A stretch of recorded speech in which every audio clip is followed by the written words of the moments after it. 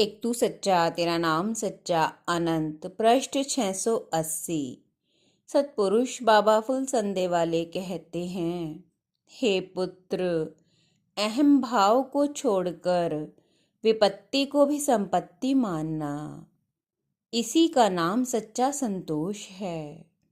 हे पुत्र, जो मनुष्य ईश्वर के मार्ग का अनुसरण नहीं करता वह अधम है।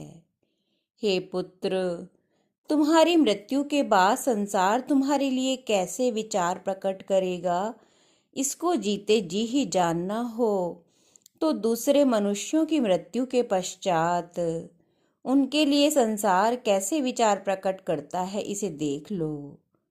तुम्हारे मन का चिंतन ही तुम्हारे लिए दर्पण रूप है, क्योंकि तुम्हारा शुभ या अशुभ जो कुछ होने वाला है वह उसी में दिख जाएगा, यानी जैसा चिंतन वैसा परिणाम। अनासक्ति की 3 अवस्थाएं हैं। पहली, साधक स्वयं बड़ा महात्मा शोधक या बड़ा उद्धारक इस रूप में नहीं बोलता, वह केवल ईश्वर की आज्ञा का ही अनुवाद करता है। दूसरा, जिस बात को परमेश्वर पसंद नहीं करता उसकी तरफ अपनी इंद्रियों को नहीं जाने देता। तीसरा, जिस बात से ईश्वर प्रसन्न होता है वह उसी का आचरण करता है। मनुष्य 6 विपत्तियों में डूबा रहता है। पहला, पारलौकिक कर्तव्यों की तरफ से लापरवाह।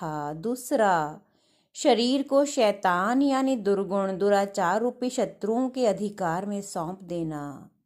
तीसरा, मृत्यु के समय की निराशा। चौथा, ईश्वर को संतोष देने की अपेक्षा मनुष्य के संतोष को विशेष महत्व देना।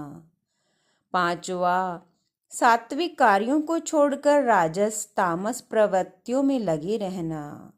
छठा, अपने दोषों के समर्थन में पूर्व के धार्मिक पुरुषों के दोषों का हवाला देना।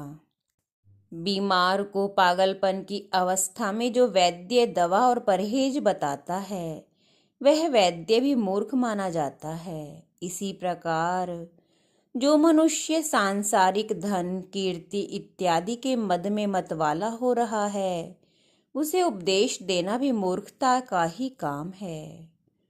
मनुष्य के मानसिक रोगी होने के ये 4 प्रमाण हैं। पहला, ईश्वर की उपासना में आनंद न मिलना। दूसरा, ईश्वर से डरकर न चलना। तीसरा, बोध प्राप्त न करने की दृष्टि से प्रत्येक वस्तु को न देखना। चौथा, ज्ञान की बात सुनकर भी उसके मर्म को ग्रहण न करना।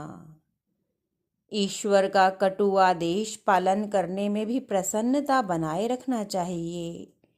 ईश्वर का आदेश सुनना समझना चाहते हो तो सबसे पहले अभिमान का त्याग करो और आदेश सुनने के बाद उसका पालन करने में निमग्न हो जाओ तथा विपत्ति काल में भी ईश्वर प्रेम के ही श्वासोच्छ्वास लो।